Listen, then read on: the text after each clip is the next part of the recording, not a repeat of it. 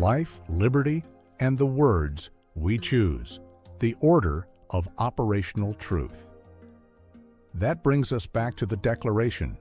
Life, liberty, the pursuit of happiness.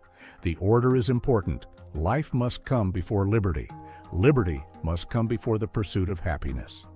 If the order is reversed, pursuit becomes appetite. Liberty becomes self-will. Life becomes something consumed rather than protected.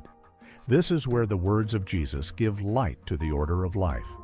Jesus said, "I am come that they might have life, and that they might have it more abundantly."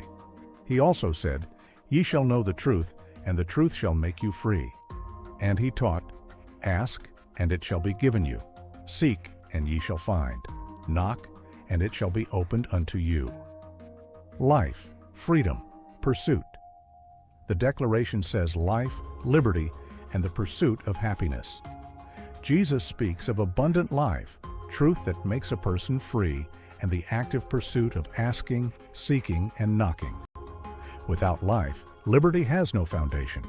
Without truth, liberty becomes illusion. Without asking, seeking, and knocking, pursuit becomes wandering appetite. The danger is that the pursuit of happiness can be misunderstood as self-gratification.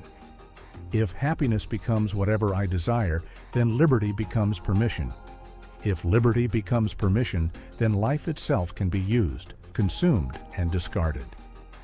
But true liberty is not the freedom to do whatever appetite demands. True liberty is the freedom that comes when truth opens the door. Perhaps the phrase could even be heard this way: the unalienable right to life and the pursuit of liberty. Because happiness that is not rooted in truth will not remain happiness. It will become hunger, it will become conflict, it will become blindness.